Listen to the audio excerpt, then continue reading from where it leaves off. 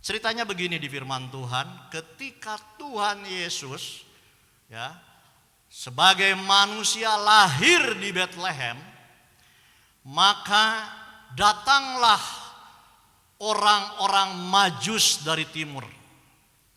Dia mau datang ya kepada yang lahir Yesus Kristus untuk mempersembahkan ya persembahan, yaitu kemenyan mur, emas. Ya. Tetapi di perjalanan melewati daerah yang kerajaannya, kekuasaannya Herodes. Dan terdengarlah oleh Herodes bahwa ada orang-orang Majus dari timur yang akan datang ke Betlehem untuk mempersembahkan persembahan karena bayi ini akan menjadi raja di Israel. Ya. Dan Herodes kaget mendengar kabar bahwa bayi ini akan menjadi raja bangsa Yahudi, raja Israel. Kekagetan itu menimbulkan ketakutan, menimbulkan kemarahan. Ya, kenapa? Karena kalau anak ini menjadi raja, maka kekuasaan Herodes tamat, berarti rajanya akan diganti dengan anak yang baru lahir ini. Makanya dia itu ketakutan. Sehingga si orang Majus ini dipanggil, ditanya, ya, mau apa? Dan Herodes tahu dari orang-orang Majus ini bahwa anak ini akan jadi raja. Maka Herodes sebagai raja dengan politiknya berbicara kepada orang Majus ini. Nanti kalau sudah memberikan persembahan ke sana, kembali lagi ke sini, kasih tahu saya. Saya pun akan memberikan persembahan. Ya, itu politiknya. Padahal di dalam hati yang paling dalamnya dia ketakutan. Ya, ketakutan. Apa yang menjadi ketakutan? Hilang kekuasaan sebagai raja. Otomatis hilang jabatannya sebagai raja. Dampaknya akan hilang juga kekayaan. Nah, Bapak Ibu yang di Tuhan, kadang manusia itu sangat marah kalau kekuasaannya ada yang mengambil, hilang, atau jabatannya hilang, ada yang mengambil, bahkan kekayaannya kalau yang mengambil, manusia itu akan marah. Bahkan digambarkan Herodes, ia sangat marah setelah diperdaya. Ya, sebetulnya kenapa diperdaya? Waktu orang Majus mempersembahkan persembahan kepada bayi Yesus, sebelum pulang dia bermimpi, jangan pulang kembali ke jalan yang asal. Ya, karena Herodes punya rencana untuk membunuh bayi ini. Jadi orang Majus itu pulang dengan jalan yang lain, tidak mampir ke Herodes. Dan Herodes tahu bahwa dia dibohongi. Ya. Tetapi sebenarnya sekalipun di sini katakan, ketika Herodes tahu bahwa ia telah diperdayakan oleh orang-orang Majus itu, ia sangat marah. Sebetulnya bukan marah kepada orang Majus, ya, tapi karena ketakutan dia marah. Ya. Sebab kalau beritanya Yesus bukan akan jadi raja, mungkin lain ceritanya. Ya. Sekalipun orang Majus ini tidak kembali ke jalan yang asal, raja diam-diam saja, tenang-tenang saja. Tetapi karena dapat kabar bahwa ini adalah akan menjadi raja, dia ketakutan kehilangan pangkat, jabatan, dan kekayaan. Sehingga ketika orang Majus itu kembali dan tidak mampir, tidak lewat ke tempatnya Herodes, dikatakan firman Tuhan, ia sangat marah. Ya. Begitupun Yusuf malamnya mimpi bawa anak ini ke Mesir, keluar dari Betlehem karena Herodes akan membunuhnya. Ketika Herodes tahu bahwa ia telah diperdaya oleh orang-orang Majus, dia sangat marah, lalu ia menyuruh membunuh semua anak di Bethlehem dan sekitarnya, yaitu anak-anak yang berumur 2 tahun ke bawah, sesuai dengan waktu yang dapat diketahuinya dari orang-orang Majus itu. Tapi puji Tuhan, ya, karya Tuhan luar biasa, kasih mimpi kepada orang tuanya untuk membawa anak ini keluar dari Bethlehem dan dia pergi ke Mesir. Ya. Nah, Bapak Ibu yang Tuhan, ia sangat marah.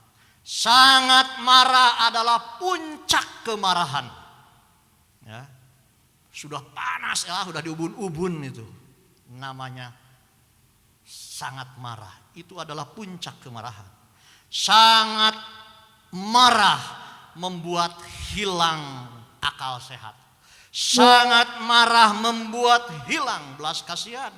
Sangat marah menjadi dikuasai setan, ya, membuat sadis, kejam, jahat buktinya, sehingga anak kecil pun yang tidak berdaya dibunuh semua di Bethlehem, ya, karena dia tidak tahu mana yang dilahirkan, yang diberikan persembahan oleh orang Majus itu. Pokoknya anak 2 tahun ke bawah bunuh semua, dengan pikirannya kalau mati diantaranya yang dilahir yang dinubuatkan oleh orang Majus, maka kekuasaannya aman, maka jabatannya aman, dampaknya kekayaan juga aman. Bapak Ibu yang Tuhan, itulah manusia. Manusia paling ketakutan ketika ada yang mengambil pangkat, jabatan, kekuasaan dan harta. Nah, Bapak Ibu yang Tuhan, kita ingat pengalaman kurang lebih 4 tahun yang lalu. Semua orang mengalami yang namanya masa pandemi COVID-19. Dampaknya luar biasa, terutama 2 hal. 1 kesehatan, 2 ekonomi. Itu sangat berdampak sekali, bukan di Indonesia saja, tetapi di seluruh dunia yang terdampak COVID-19, digoyahkan ekonomi dan kesehatan pada umumnya. Nah, Bapak Ibu yang Tuhan, sehingga banyak orang yang khawatir, yang cemas, yang takut, yang hilang harapan, yang stres, bahkan orang yang dicintainya meninggal. Sehingga marah, bukan kepada kondisi, keadaan, situasi, kepada diri sendiri, bahkan marah kepada Tuhan. Amin. Nah, Bapak Ibu yang Tuhan, untuk selanjutnya ada pertanyaan, apakah orang Kristen boleh marah? Bapak Ibu yang Tuhan, seperti rasa takut, rasa marah pun Tuhan taruh di setiap hati manusia. Ya. Setiap manusia itu punya rasa takut. Itu manusiawi, dan itu adalah Tuhan simpan rasa takut itu untuk alarm supaya setiap kita tidak celaka. Coba kalau kita tidak punya rasa takut, nyebrang di jalan tol seenaknya aja, nggak punya rasa takut.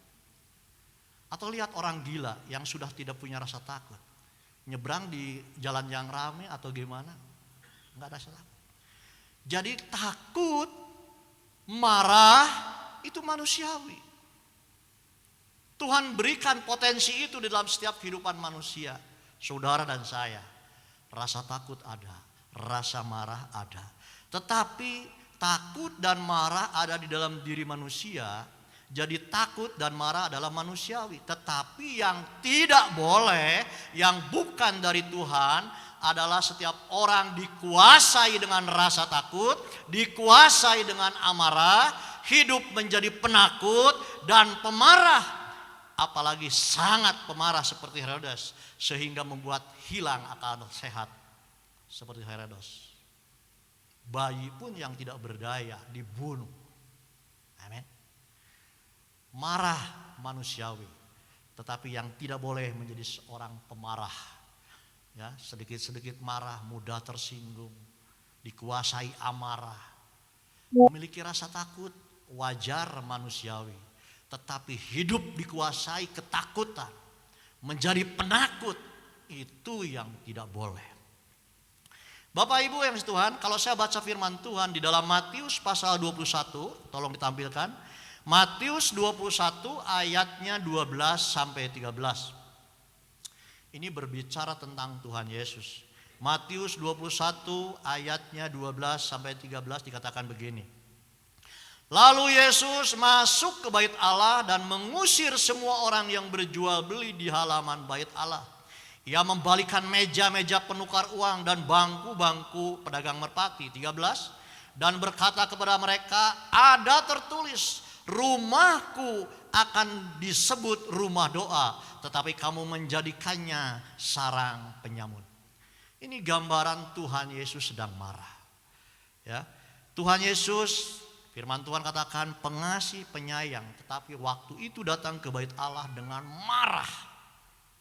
Ya, Tuhan Yesus datang ke bait Allah biasanya untuk mengajar, ini malah marah-marah. Tetapi ayat 13 berkata, dan berkata kepada mereka, ada tertulis rumahku akan disebut rumah doa, tetapi kamu menjadikan sarang penyamun. Inilah titiknya kenapa Tuhan Yesus marah. Karena rumah doa harusnya dipakai untuk berdoa, tetapi dipakai sarang penyamun. Bapak Ibu yang dikasihi Tuhan, ya, dikatakan di halaman bait Allah, meja-meja penukar uang dan bangku-bangku pedagang merpati dibalikan, marah. Bahkan di firman lain membuat cambuk, ya, sampai mejanya dicambuk, marah. Tuhan Yesus marah. Ya, tetapi ada alasannya. Nah, begitu juga Bapak Ibu Tuhan, kenapa marah? Karena di situ ada jual beli penukaran uang. Nah, Bapak Ibu yang Tuhan, datang ke rumah Tuhan setiap orang yang percaya, ya, kalau dari luar jauh, dari luar Israel, itu uangnya bukan uang bangsa Israel, pakai uang. Ya, contohnya kalau kita misalnya orang Indonesia datang ke Yerusalem, yang berlaku di sana uangnya ya uang Israel. Kita bawa uang rupiah, berarti zaman dulu itu harus ditukar dulu. Untuk persembahan, untuk membeli merpati, untuk membeli domba kambing untuk dikorbankan, itu harus ditukar dulu. Nah, ketika ditukar, maka nilainya itu nilai jual beli. Jadi ada pedagang-pedagang uang, ya, nilainya, ya, misalnya uangnya 100.000, kita beli uang 100.000 tapi nerimanya 80.000. Itu jual beli di halaman. Belum lagi terjadi suap menyuap, ya. Menyuapnya gimana? Kalau orang yang membawa kambing domba perjalanan jauh lalu cacat untuk dipersembahkan supaya aman lancar, supaya diterima, maka ada main mata dengan petugas, ya, disuap supaya persembahannya diterima.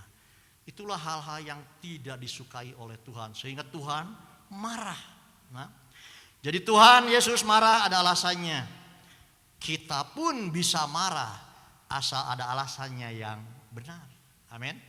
Contoh sebagai orang tua, ketika anaknya melanggar, wajar dong orang tua marah. Tapi marahnya bukan niat jahat, tapi marahnya untuk mendidik, punya alasan yang baik. Jadi boleh marah. Nah, Bapak Ibu yang dikasihi Tuhan, firman Tuhan dikatakan di dalam Mazmur pasal 4 ayat 5, biarlah kamu marah tetapi jangan berbuat dosa. Loh, ada ya, marah tapi tidak berbuat dosa. Ya marahnya ya marah mendidik. Saya dulu sebagai guru di sekolah, ya, ketika ada anak yang bandel yang lain, ya, saya marah. Saya punya alasan marah, bukan jahat, bukan benci, marah supaya dia baik. Itu tidak dosa. Begitupun orang tua kepada anak dan seterusnya dan seterusnya. Pimpinan kepada bawahan di perusahaan, di tempat kerjaan. Selama marahnya bukan niat jahat, bukan benci, itu tidak dosa. Firman Tuhan katakan Mazmur 4 ayat 5a, biarlah kamu marah tetapi jangan berbuat dosa. Jadi ada ya marah tetapi tidak berdosa. Akibat marah yang berdosa. Nah, ini akibat marah yang berdosa. Dikatakan doanya tidak didengar oleh Tuhan. Kalau kita marah tapi marahnya benci, marahnya niat jahat, baik ke pasangan hidup, baik ke bawahan, baik ke siapapun, maka firman Tuhan katakan doanya tidak akan didengar. Jadi hati-hati, berpikir dulu sebelum marah. Ini marahnya murni tujuannya benar enggak? Ya. Sekalipun ke pegawai, sekalipun ke bawahan, perhatikan dulu. Bapak Ibu, Mazmur 66, tolong tampilkan ayatnya 18. Mazmur pasal 66 ayatnya 18 dikatakan demikian. Seandainya ada niat jahat dalam hatiku, tentulah Tuhan tidak mau mendengar. Jadi marah yang berdosa karena ada niat jahat, maka doanya tidak didengar oleh Tuhan. Amin. Sekali lagi, orang percaya boleh marah, boleh, dengan alasan untuk apa? Mendidik, untuk supaya baik dan lain sebagainya. Bukan marah niatnya jahat. Bukan marah karena benci. Bukan marah karena sentimen. Jadi marah yang berdosa karena ada niat jahat, maka doanya tidak didengar. Ya. Bapak Ibu yang Tuhan, ada satu contoh marah tetapi tidak berdosa. Di dalam Keluaran pasal 32 ayatnya yang ke-19. Keluaran pasal 32 ayatnya yang ke-19. Bagaimana Musa ini, ya. Firman Tuhan katakan, dan ketika Musa dekat ke perkemahan itu dan melihat anak lembu dan melihat orang menari-nari, maka bangkitlah amarah Musa. Dilemparkannya lah kedua loh itu dari tangannya dan dipecahkannya pada kaki gunung itu. Jadi ketika Musa naik ke gunung dan ketika turun sesudah mendapatkan kedua loh batu, 10 perintah Tuhan, ya, dan bangsa Israel mungkin jenuh menunggu Musa. Dia membuat patung lembu dari anting-anting, dari gelang, semua rakyatnya, dan dibuatlah itu, lalu disembah sambil menari sambil berkeliling. Dan ketika Musa melihat itu, ya, dikatakan dan ketika ia dekat ke perkemahan itu dan melihat anak lembu dan melihat orang menari-nari, maka bangkitlah amarah Musa. Dilemparkannya lah kedua loh itu dari tangannya dan dipecahkannya pada kaki gunung itu. Nah, Bapak Ibu yang dikasihi Tuhan, kalau pelajari firman Tuhan ini, Tuhan tidak menegur Musa. Padahal Musa marah sampai loh batu yang dari Tuhan dipecahkan. Tuhan tidak menegur Musa ketika Musa marah dan memecahkan loh batu yang ada tulisan tangan Tuhan. Kenapa? Karena Musa tidak ada niat jahat. Ya, tidak ada niat jahat. Dia marah karena menyesal, karena sedih, ya, karena waduh, kenapa ini bangsa ini tegar tengkuk, bangsa ini bebal. Hingga dia marah. Karena Musa mengasihi bangsa itu. Dia tidak rela lihat bangsanya menyembah lembu, patung lembu, sekalipun dari emas. Tapi lain lagi dengan cerita yang berikut. Marah yang berdosa sehingga ditegur Tuhan. Ya, ini masih Musa juga. Di dalam Bilangan pasal 20 ayat 10 sampai 12 dikatakan begini. Ketika Musa dan Harun telah mengumpulkan jemaat itu dengan di depan bukit batu itu, berkatalah ia kepada mereka, dengarlah kepadaku hai orang-orang durhaka. Oh, ini sudah marah. Apakah kami harus mengeluarkan air bagimu dari bukit batu ini?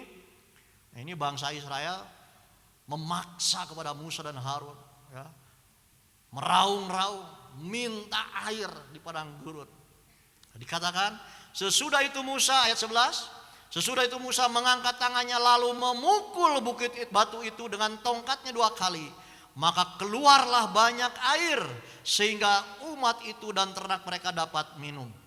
12.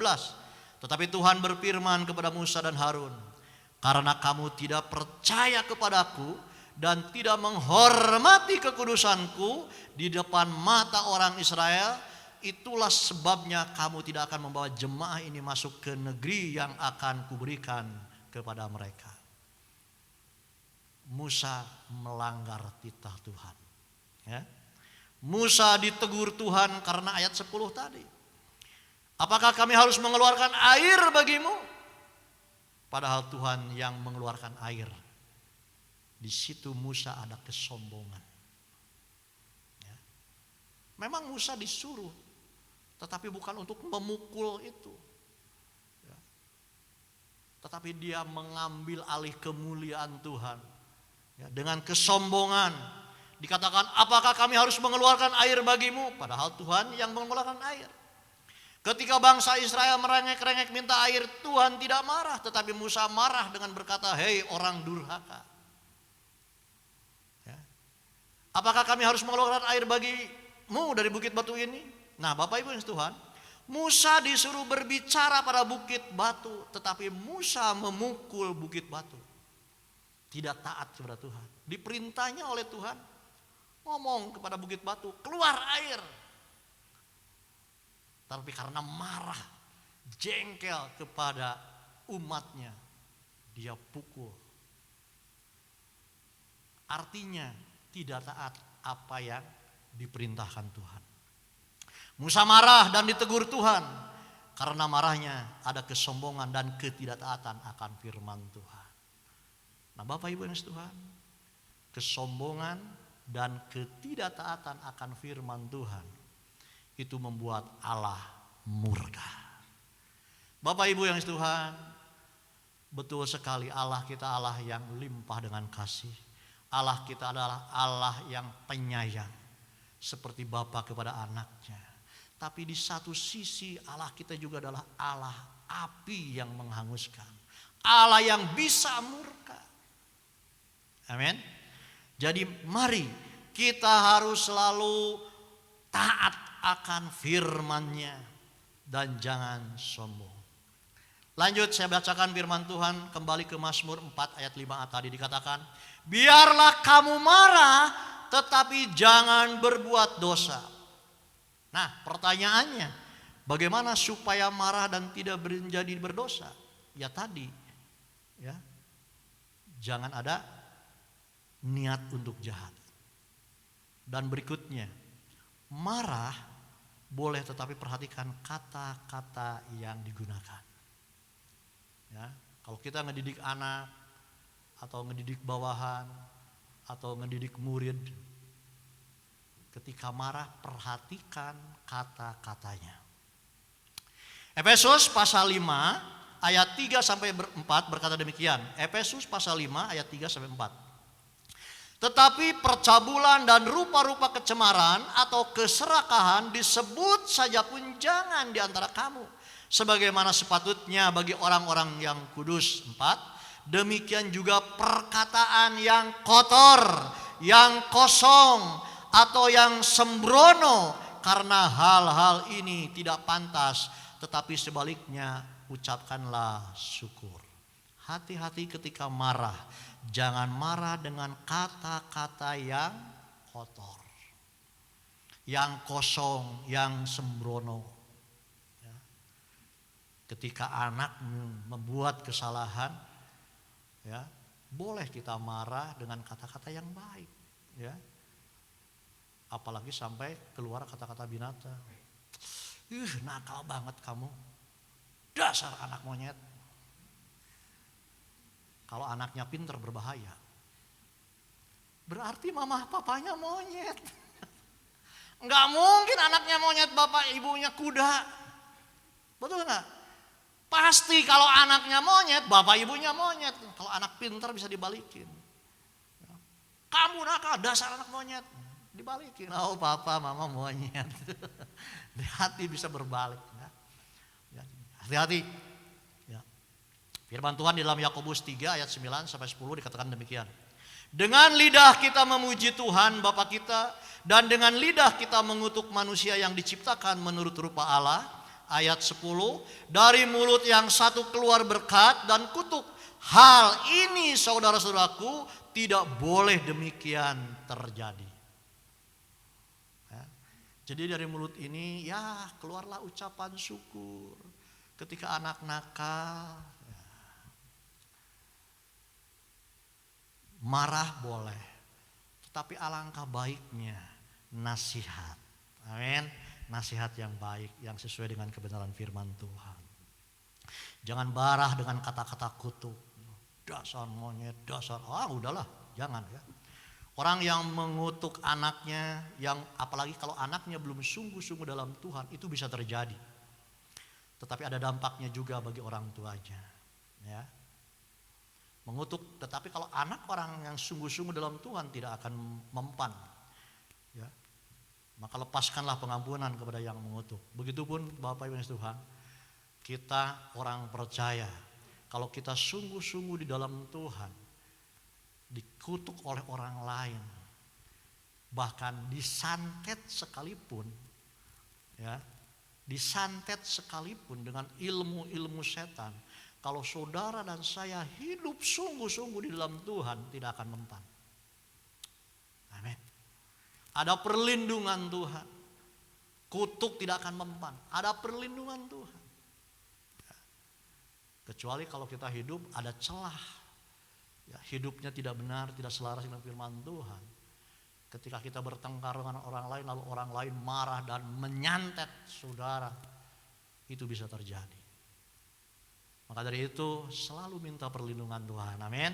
Selalu minta penyertaan Tuhan. Allah kita Allah yang Maha Kuasa, yang Maha Perkasa, yang sanggup melakukan segala perkara dalam kehidupan saudara dan saya. Berikan tepuk tangan bagi Tuhan. Yang berikutnya Bapak Ibu yang Tuhan, boleh marah tetapi perhatikan durasinya. Berapa lama marahnya? Amin. Suami istri marah-marahan, bukan 1 jam 2 jam, ya, 1 bulan 2 bulan sampai pisah ranjang. Waduh. Itu marahnya keterlaluan, ya. Marah tetapi durasinya lihat, jangan sampai marah tidak ngomong, ya. Suami istri serumah, ya, berbulan-bulan, ya, bahkan mungkin bertahun-tahun. Sebab firman Tuhan berkata demikian di dalam Efesus pasal 4 ayatnya 26. Dikatakan Efesus pasal 4 ayat 26, apabila kamu menjadi marah, janganlah kamu berbuat dosa. Janganlah matahari terbenam sebelum padam amarahmu. Ada dong kelonggaran dari Tuhan nih, ya. Jadi mungkin sampai matahari terbenam. Tetapi alangkah baiknya ya 2 menit 3 menit damailah, ya. Sekalipun ada kelonggaran nih dari Tuhan sampai matahari tenggelam. Jangan sampai dibawa tidur marah itu. Apalagi bangun tidur masih marah lagi. Bahkan dalam mimpi pun mimpinya marah lagi. Itu yang bahaya itu. Ingat durasinya. Marah berlama-lama itu memberi kesempatan kepada iblis untuk masuk dalam marah. Ketika suami istri bermarah-marahan sampai berbulan-bulan, satu rumah tetapi tidak berkomunikasi, satu rumah tetapi misah kamar, itu kesempatan yang sangat baik buat iblis masuk di dalam kehidupan keluarga itu untuk menghancurkan keluarga itu. Selagi pada kesendirian, disitulah iblis. Peperangan kita adalah peperangan di dalam pikiran. Iblis itu menyerang lewat pikiran-pikiran kita, menghasut lewat pikiran-pikiran kita. Jadi mari ingat durasinya, ya. Tuhan beri kesempatan sampai matahari terbenam. Ya puji Tuhan lah kalau marahnya 5:30. Jadi jam 6 udah damai. Ya. Yang repot marahnya dari subuh. Waduh, lumayan sehari itu rasa 2 tahun, 3 tahun. Ya. Enggak dikasih minum, enggak dikasih makan, enggak dikasih senyum. Wah, sengsara udah. Oke. Yang berikutnya marah tetapi perhatikan alasannya atau tujuan marahnya. Jangan tidak ada alasan, ya. Tidak ada angin, tidak ada hujan, ujung-ujung marah. Nah ini pemarah ini. Kesenggol sedikit, marah, kesinggung sedikit, marah. Yuk kita baca firman Tuhan di dalam 1 Korintus pasal 11 ayat 32. Dikatakan firman Tuhan, ya pagi ini kita banyak baca firman Tuhan. 1 Korintus pasalnya yang ke-11 ayat 32 berkata demikian. Tetapi kalau kita menerima hukuman dari Tuhan, kita dididik supaya kita tidak akan dihukum bersama-sama dengan dunia. Tuhan pun marah, bahkan menghukum. Dikatakan di sini, tetapi kalau kita menerima hukuman dari Tuhan, nggak mungkin Tuhan menghukum kalau kita tidak melakukan kesalahan. Ini gambarannya, Tuhan juga menghukum kesalahan saudara dan saya. Ya, tetapi kalau kita menerima hukuman dari Tuhan, tujuan Tuhan dikatakan kita dididik supaya kita tidak akan dihukum bersama-sama dengan dunia masuk neraka, supaya tidak masuk neraka. Kalau saudara dan saya berbuat salah lalu ditegur Tuhan, bahkan dihukum, dihajar, tujuan Tuhan mendidik supaya tidak masuk neraka. Ya. Seperti Ibu Lika. Ibu Lika ya, Ibu Lika jauh-jauh dari Surabaya mau menginjili papahnya, ketemu dengan saya. Ini saya yang penginjil, menikah di KUA. Ya, Tuhan marah. Ya, dihukum. Tuhan izinkan sakit penyakit. Tetapi tujuannya Tuhan bukan jahat, supaya kembali kepada Tuhan. Sebab dikatakan kita dididik supaya kita tidak akan dihukum bersama-sama dengan dunia. Tapi karena Tuhan mengasihi Ibu Lika dan dampaknya mengasihi saya. Berikan tepuk tangan bagi Tuhan. Ya Bapak Ibu yang Tuhan, Tuhan marah untuk mendidik kita. Kita pun kalau marah untuk mendidik. Dan pasti mendidik tidak ada kata-kata kotor, kata-kata kutuk. Ya. Ketika istri menikah dengan saya, ya begitulah ya, mendidiknya.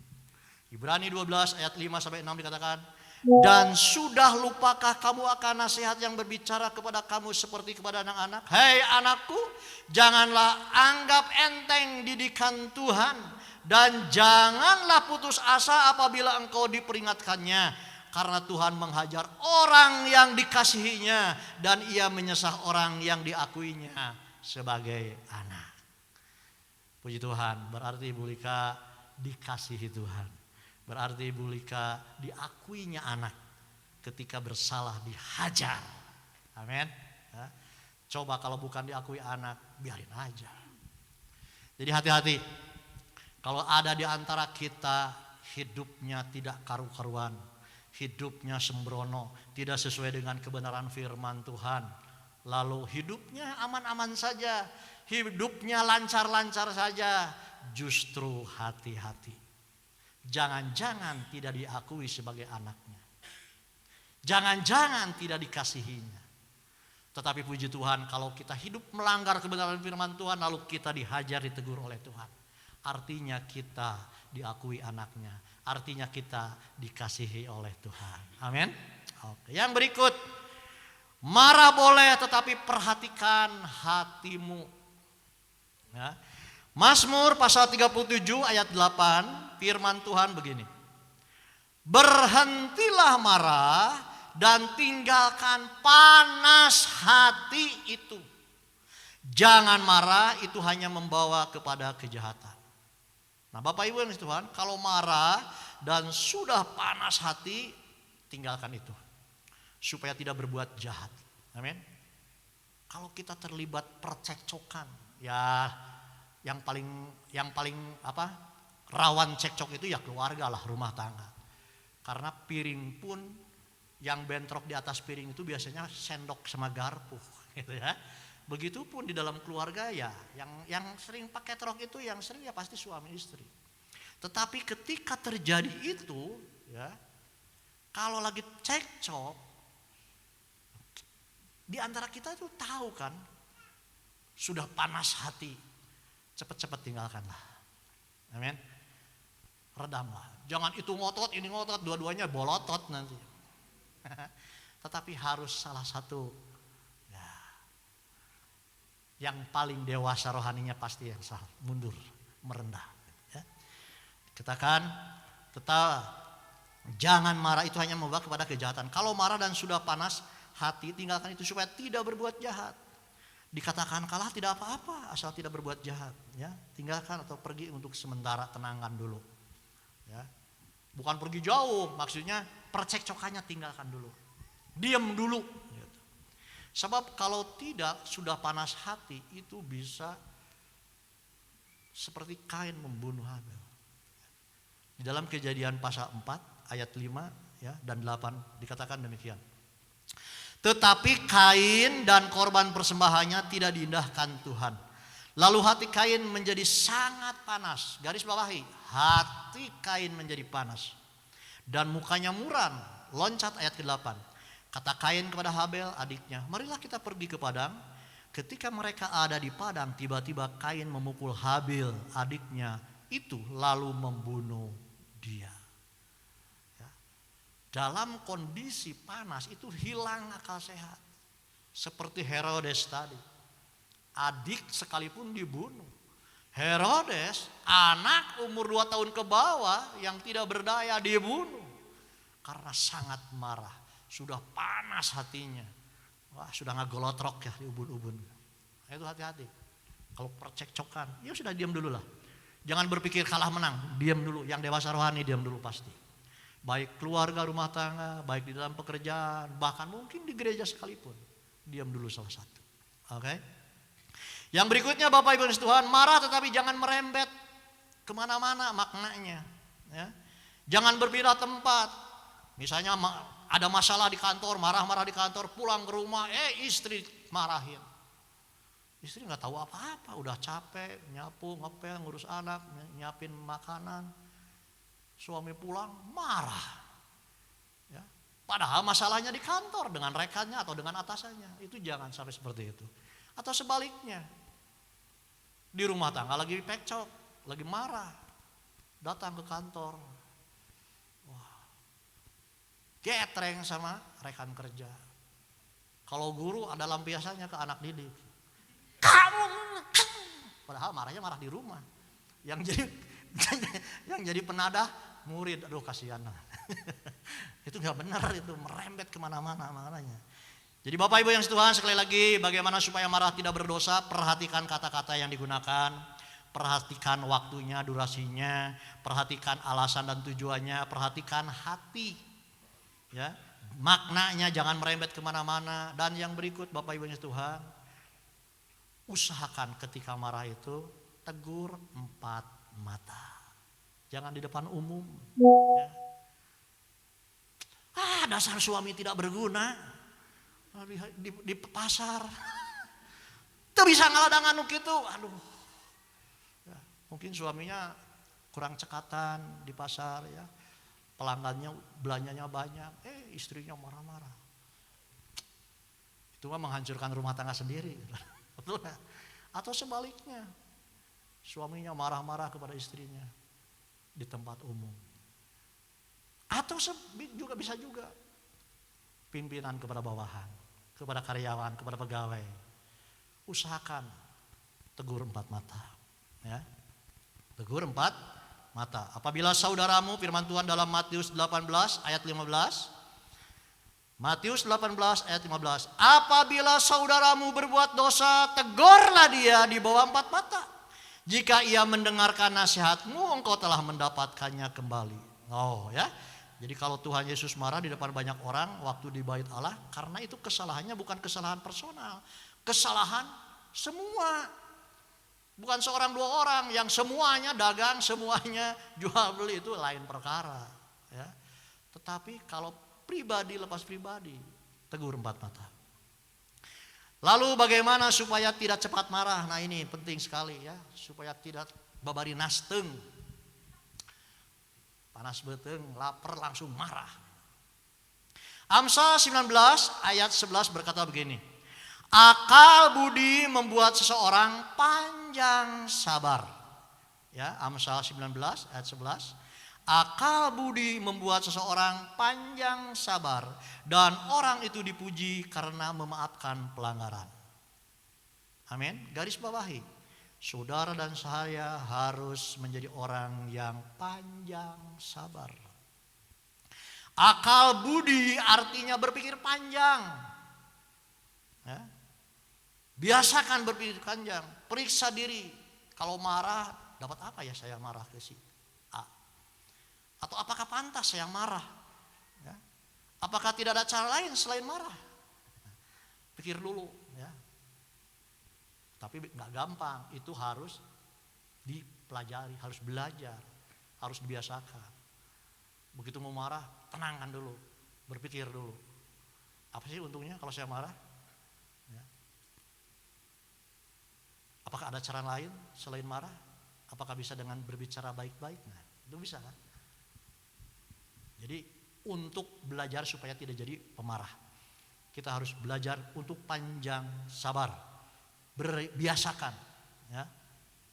Yang kedua, lapangkan hati. Artinya gampang menerima kekurangan dan kelebihan orang lain. Ini nggak mudah, saudara, menerima kelebihan dan kekurangan orang lain. Kadang di rumah tangga pun pinginnya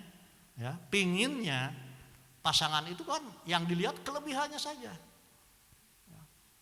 Atau sebaliknya, yang dilihat itu kekurangannya saja, nggak dilihat kelebihannya.